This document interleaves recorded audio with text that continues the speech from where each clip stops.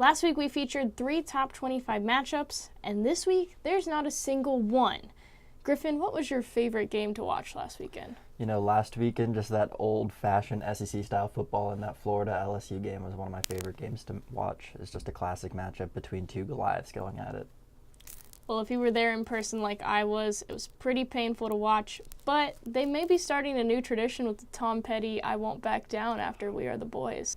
I really hope they do. It was a great tradition to start, and I think it really honors Tom Petty's legacy. As long as the opposing team doesn't play over it like LSU did, but we won't talk about that. Yeah, it almost seemed like Florida did back down towards the end of the game, too.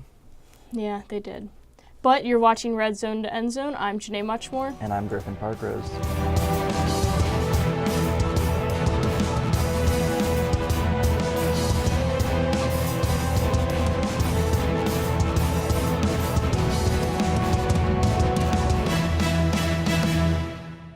We kick off on Friday night as Washington State takes on California.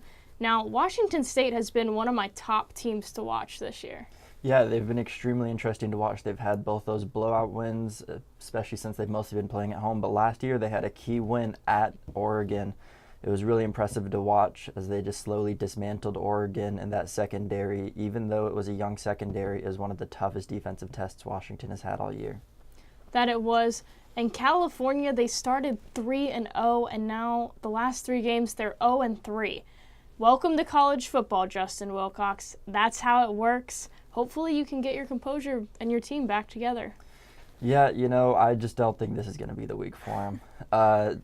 Against some teams, against an Oregon State, maybe they would have a much better shot at actually winning and competing in a game. But against a team like Washington State, a team who at this point in the season, it looks as though they might even be competing for a college football playoff spot, I just don't think Cal's, they're going to struggle. It's going to be tough for him.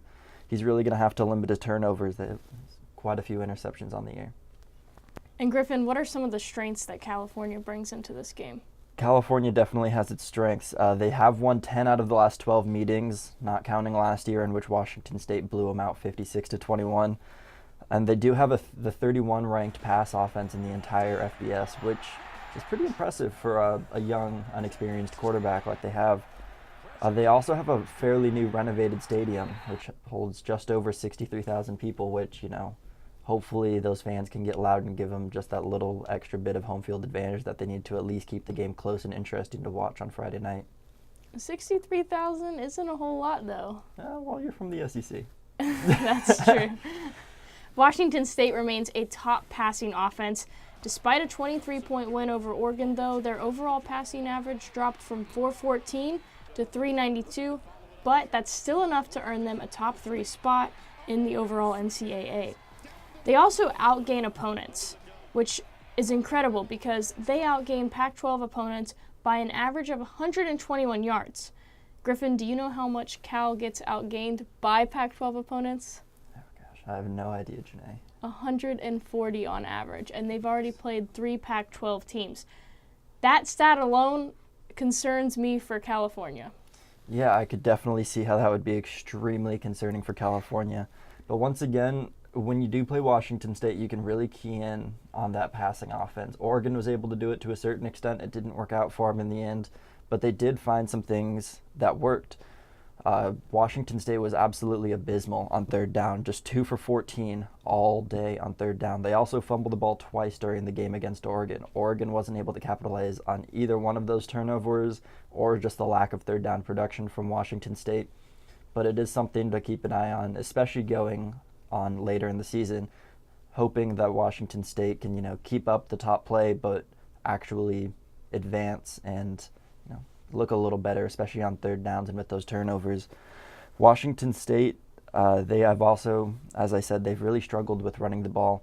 They're averaging under 100 yards per game still, which is one of the lowest in the entire Pac-12. So it's something that they're really going to need to work on in order to keep a balanced offense. When they start playing some of those better teams like Washington and Stanford, you really need a balanced offense, because if they can key in on just one part and really get after Luke Falk, who's not exactly a mobile quarterback, it's going to be really difficult for him to pass the ball downfield like they like to. Cal also struggles with rushing. They also have less than 100 rushing yards per game, which is, they're only slightly better than the Cougs.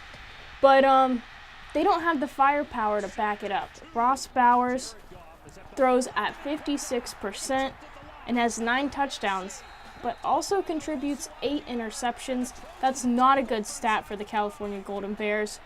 And the secondary. The money question for Cal is, can the secondary stop one of the best aerial attacks in college football? They failed to make a huge interception play last week that would have stopped the Washington Huskies from scoring in the first quarter. That could have been a huge momentum changer had they been able to do that. You know, it's just little plays like that and little mistakes that can really win or lose you a game, especially in a tight Pac-12 with such high competition every week in and week out. One of my top players to watch in this game is Ross Bowers. We've talked about him quite a bit. If he can really limit turnovers and limit Washington State's ability to have the ball on offense and possess the ball, they might actually have a chance at keeping it close, especially with the home field advantage and everything that they'll have. Washington State last week was their only road game of the season, as we said last week as well. So they're still pretty new to this whole road test thing. They're an older, more experienced team. So it'll be really interesting to see how they face another team on the road having to travel over twice as far. Well, my key player for Washington State is wide receiver Travarius Martin Jr. You can't have a good aerial attack without solid wide receivers. 4 of their top 6 receivers have over 250 reception yards. And Travarius Martin brings in 34 receptions for a total of 464 yards, accompanied by 7 touchdowns. He's going to be key in this game against Cal, and hopefully the Cal defense won't be able to stop him as Washington State continues to roll over teams. Now, Griffin, who are you liking in this matchup? I think as we've said this entire cast, I definitely think Washington State. I don't think it's going to be that close of a game, as much as I like to imagine that, someone can redeem Oregon's loss from last week. I just don't think it's going to happen. I have Washington State winning pretty big at Cal. I'd have to agree with you there. I think Cal's, after they get over this hump, they should be back on the decline this season and hopefully start getting some wins and hopefully working their way towards a bowl game. But for now, it's not looking too good for the Golden Bears as they take on the number 8 team. Well, that's all for now. I'm Janae Muchmore. And I'm Griffin Parkhurst. Thanks for watching, guys. And be sure to check out our other weekly matchups on the right side of your screen. Have a great night. Have a good night.